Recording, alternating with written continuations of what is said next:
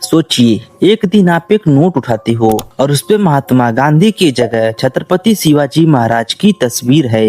दिल्ली सिर्फ भारत की कैपिटल नहीं बल्कि दुनिया का सबसे रिच और पावरफुल सिटी है। और मुंबई से लाहौर, ढाका से काबुल तक सब एक ही देश के हिस्सा हैं। अब सवाल ये है, अगर ब्रिटिश इंडिया में कभी आए ही नहीं होते तो क्या हम आज एक सुपर पावर होते या फिर छोटे छोटे राज्यों में बिखरे अपने ही अंदर लड़ते झगड़ते रह जाते। आज हम इन्हीं सब सवालों का जवाब समझेंगे बिल्कुल ही आसान शब्दों में, और इस वीडियो को वही स्किप करेगा जो भारत के प्रति देशद्रोही है। तो वीडियो में बने रहिए। चलिए वीडियो को शुरू करते हैं। साल 1700 का भारत दुनिया का सबसे बड़ा इकोनॉमी था। पूरे वर्ल्ड की जीडीपी में 25% हिस्सेदारी सिर्फ हमारा ही था। बंगाल की मुलमल को वोवन एयर कहा जाता था और यूरोप की महलें हमारे ही कपड़ों से चमकते थे। हीरे, मसाले, परफ्यूम, अनाज, सब भारत का माल पूरे ग्लोबल में छाया हुआ था। लेकिन एक बहुत बड़ी प्रॉब्लम थी, हम एकजुट नहीं थे। नॉर्थ में मुगल एम्पायर गिर रहा था, पंजाब में सिख एम्पायर उभर रहा था और साउथ में मैसूर और त्रावणकोर अपनी ताकत बढ़ा रहे थे, जिसकी वजह से सबके करेंसी अलग, कानून अलग और आर्मी अलग। हमारे पास रिसोर्स बहुत थे पर राजनीतिक एकता की कमी ने हमें असुरक्षित बना दिया। और इसी वक्त यूरोप में शुरू हो चुकी थी एक चीज जो सब कुछ बदलने वाली थी, और वो था इंडस्ट्रियल रिवॉल्यूशन।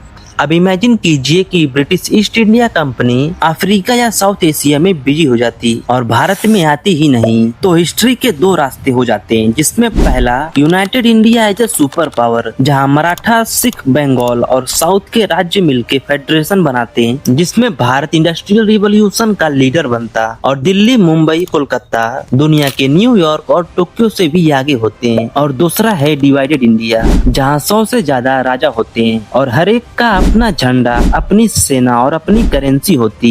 और फिर अफगानिस्तान, रसिया या चाइना जैसे पावरफुल देश हमारे रिसोर्सेस पर कब्जा कर लेते हैं। ब्रिटिश के आने से पहले भारत सिर्फ एक फार्मिंग नेशन नहीं था, बल्कि बंगाल की कपड़े बनाने वाली इंडस्ट्री यूरोप के टेक्सटाइल को डोमिनेट करती थी। मुगल खजाने में सोना इतना था कि टैक्स लेने के लिए तौल नहीं बल्कि सोने का ढेर लगाया जाता था। अगर ब्रिटिश न आते और हमारी इंडस्ट्री को डिस्ट्रॉय न करते तो शायद मुंबई और कोलकाता आज के वॉल स्ट्रीट और टोक्यो से भी बड़े फाइनेंशियल हब होते हैं और दिल्ली दुनिया का बिगेस्ट ट्रेडिंग कैपिटल होता। हमारी रेलवे और टेक्नोलॉजी अपने दम पे ग्रो होती और इंडस्ट्रियल रिवॉल्यूशन की कमांड यूरोप के हाथ में नहीं बल्कि भारत के हाथ में होती।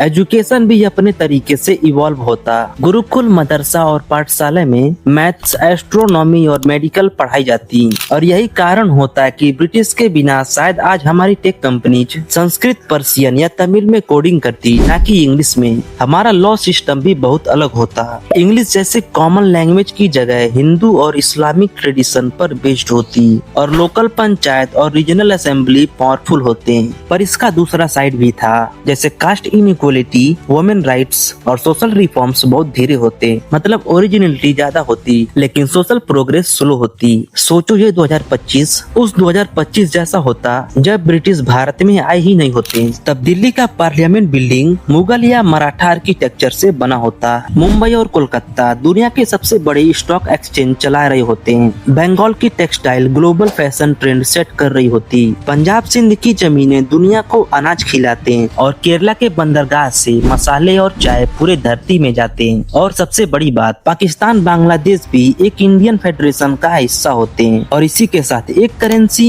एक पासपोर्ट और दुनिया की सबसे बड़ी मिलिट्री होती है। लेकिन सब कुछ परफेक्ट नहीं होता। कुछ राज्य पावर स्ट्रगल में उलझ जाते हैं तो कुछ क्षेत्र ज्यादा अमीर हो जाते हैं और कुछ तो पीछे रह जाते हैं। यानी अगर ब्रिटिश कभी इंडिया नहीं आते तो हम या तो एक ग्लोबल सुपर पावर होते हैं या अपने ही अंदर टूट जाते हैं। हिस्ट्री हमें सिखाती है कि रिसोर्स और वेल्थ मैटर करते हैं, पर असली डिफरेंस आती है यूनिटी, विजन और शासन से। तो अगली बार जब कोई कहे कि काश ब्रिटिश न आते तो याद रखिए, अल्टरनेट हिस्ट्री में हर एक चीज गोल्डन नहीं होती। कहीं जीत, कहीं हार, और अपनी किस्मत लिखने की जिम्मेदारी हमेशा हमारे ही हाथ में होती है।